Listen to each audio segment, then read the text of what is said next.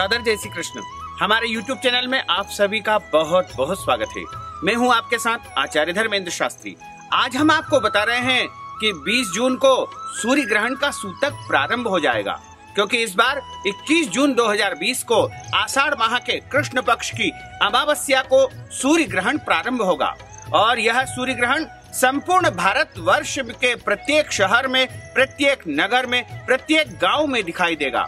और यह सूर्य ग्रहण जब दिखाई देता है तब इसके ठीक 12 घंटे पहले इसका अशुभ समय प्रारंभ हो जाएगा, जिसे हम सूतक काल कहते हैं। धर्म ग्रंथों में, पुराणों में, निर्णय सिंधु में, धर्म सिंधु में, सभी ग्रंथों में लिखा हुआ है कि सूतक काल बड़ा ही अशुभ समय मानते हैं और इस अशुभ समय में आपको गलती से भी ये काम नहीं करना चाहिए। हम आपको संपूर्ण जानकारी देंगे कि आपको कौन कौन से ऐसे कार्य है जो सूतक काल में बिल्कुल नहीं करना चाहिए, अन्यथा आपके जीवन में कोई परेशानियां उत्पन्न हो सकती है। तो सबसे पहले हम आपको बता दें कि जो सूर्य ग्रहण होगा वह भारत सहित विश्व के कई देशों में दिखाई देगा और 21 जून को सुबह संपूर्ण भारतवर्ष में लगभग 10 बजे से सूर्य ग्रहण प्रारंभ हो जाएगा, जो कि दोपहर 2:06 तक संपूर्ण भारत में दिखाई देगा। और जब सूर्य ग्रहण होगा तो ठीक 12 घंटे पहले यानी 20 जून शनिवार की रात्रि से ही इस ग्रहण का सूतक काल प्रारंभ हो जाएगा। सूतक काल यानी अशुभ काल माना जाता है। इसे वेद भी कहते हैं, यानी सूर्य ग्रहण के बाण लग जाएंगे। जब सूर्य ग्रहण का वेद लग जाता है उस समय हमें गलती से भी भोजन नहीं करना चाहिए, अन्न का सेवन बिल्कुल नहीं करना चाहिए। साथ ही ग्रहण का जब सूतक लग जाता है उस समय देवी देवताओं को स्पर्श नहीं करना चाहिए और मंदिरों के पट भी इस दौरान बंद कर देना चाहिए। घर का जो देव मंदिर है वहाँ पर भी हमको एक पर्दा लगा देना चाहिए। इसी के साथ में ग्रहण का जब सूतक लगता है तो उसके बाद तुलसी पत्र नहीं तोड़ना चाहिए, क्योंकि ग्रहण में तुलसी पत्र आवश्यक होंगे। इसलिए आप एक दिन पहले ग्रहण का सूतक लगने से पहले ही जो है तुलसी पत्र तोड़ करके रख लीजिएगा। यानी 20 तारीख को पूरा दिन आपके पास में है, इसलिए आप तुलसी पत्र 20 तारीख को तोड़ करके रख लीजिएगा, क्योंकि ग्रहण का सूतक लगने के बाद में तुलसी पत्र बिल्कुल नहीं तोड़ना चाहिए। और इसके साथ ही ग्रहण का जो सूतक है उसे अशुभ समय माना गया है। इस दौरान किसी भी प्रकार का शुभ, मांगलिक या कोई भी नया काम बिल्कुल नहीं करना चाहिए, अन्यथा उस काम में आपको कई प्रकार की बाधाएं उत्पन्न हो सकती है। इसके अलावा जो ग्रहण का जो सूतक काल होता है वह अशुभ समय मानते हैं, इसलिए पति पत्नी को ब्रह्मचर्य व्रत का पालन इस दौरान अनिवार्य रूप से करना चाहिए। साथ ही घर में भोजन तैयार करके बिल्कुल नहीं रखना चाहिए, अन्यथा सूतक के पहले यदि आप भोजन तैयार करके रख देंगे तो वह अशुद्ध हो जाएगा, अपवित्र हो जाएगा, क्योंकि ग्रहण का जब सूतक लगेगा उसके ठीक 12 घंटे पहले से ही सूर्य से नकारात्मक किरणें प्रवाहित होना प्रारंभ हो जाएगी। इसलिए इस दौरान भोजन आदि कुछ भी तैयार करके न रखें। केवल घर में जो घी, दूध या फल रखे रहते हैं वो तो आप रख सकते हैं, उनका कोई दोष नहीं है, लेकिन उनमें भी आपको तुलसी पत्र या कुशा रख देना चाहिए, क्योंकि ग्रहण के दौरान यदि हम कुशा और तुलसी पत्र भोजन सामग्री या अन्य सामग्री में रख देंगे तो वह अशुद्ध नहीं होगी, क्योंकि अन्न जो होता है वह ग्रहण के प्रभाव से प्रदूषित हो जाता है। इसलिए हमें भोजन तैयार करके ग्रहण के सूतक के दौरान कदापि नहीं रखना चाहिए।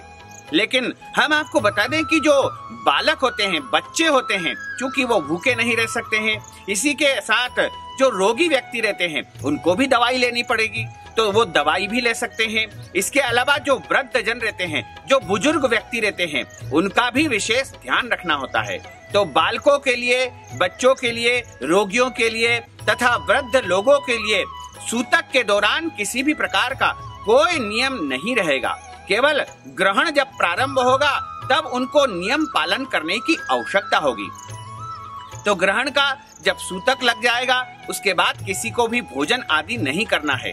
यदि बहुत ज्यादा आवश्यक हो तो दूध की सामग्री आप ले सकते हैं, फल ले सकते हैं, लेकिन अन्न का सेवन भूल कर भी किसी मनुष्य को नहीं करना चाहिए। इसी के साथ जब ग्रहण का सूतक प्रारंभ हो जाएगा तो जब ग्रहण समाप्त होगा तभी सूतक समाप्त होगा, यानी ग्रहण का सूतक 20 जून की रात्रि जो है 10 बजे से प्रारंभ होगा, जो कि 21 जून को दोपहर 2:06 तक यह सूतक लगातार चलता रहेगा। जैसे ही ग्रहण समाप्त होगा वैसे ही सूतक का भी समापन हो जाएगा। तो आप जब 21 जून की सुबह स्नान भी करें और भगवान सूर्य देव को उस दिन जल अवश्य चढ़ाएं, क्योंकि भगवान कष्टमय स्थिति में रहेंगे। यदि आप उनको जल अर्पित करेंगे तो आपको पुण्य फलों की विशेष प्राप्ति हो सकेगी। इसके अलावा 21 जून को सुबह अपने घर के देवी देवताओं का पूजन आपको नहीं करना है, यानी उनको स्पर्श नहीं करना है। घर के पट आपके मंदिर के उस दिन बंद रहेंगे। 21 तारीख को किसी भी प्रकार का कोई पूजन अर्चन नहीं करना है। केवल आप भगवान के मंदिर के सामने एक दीपक प्रज्वलित करके रख दीजिए और एक तांबे के लोटे में जल भर कर रख दीजिए, ताकि देवी देवताओं को रोशनी प्राप्त हो सके और जल की प्राप्ति हो सके। लेकिन आपको भगवान का स्पर्श कदापि नहीं करना चाहिए। इसी के साथ जब ग्रहण प्रारंभ होगा 21 जून को सुबह 10 बजे, तो उस समय आपको स्नान करना चाहिए और ग्रहण के मध्य में देवी देवताओं का स्मरण करना चाहिए, मंत्र जाप करना चाहिए तथा भगवान का ध्यान करना चाहिए।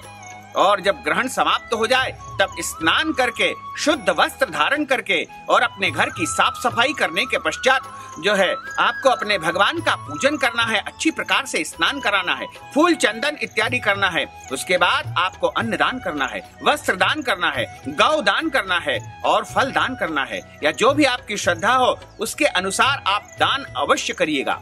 क्योंकि रविवार को होने वाला ग्रहण चूड़ामणि सूर्य ग्रहण है और चूड़ामणि जो सूर्य ग्रहण होता है उसका अनंत गुना अक्षय गुना फल प्राप्त होता है।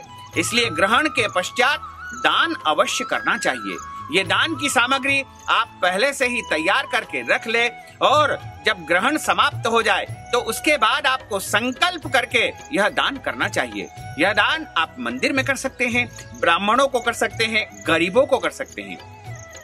इस प्रकार यदि आप ग्रहण और सूतक काल का पालन करेंगे तो निश्चय ही आपके जीवन में सुख शांति समृद्धि आ सकेगी। तो भक्तजनों, माताओं बहनों, हमने जो ज्ञानवर्धक जानकारी आपको दी है उसको आप अधिक से अधिक लोगों को शेयर करिएगा और कमेंट बॉक्स में अपने विचार या अपना सवाल या फिर अपना नाम अवश्य लिख दीजिएगा। साथ ही इस ज्ञानवर्धक वीडियो को अधिक से अधिक लोगों को शेयर करिएगा, लाइक करिएगा, कमेंट करिएगा और यदि अभी तक आपने सब्सक्राइब नहीं किया है तो अभी और इसी समय सब्सक्राइब अवश्य कर लीजिए।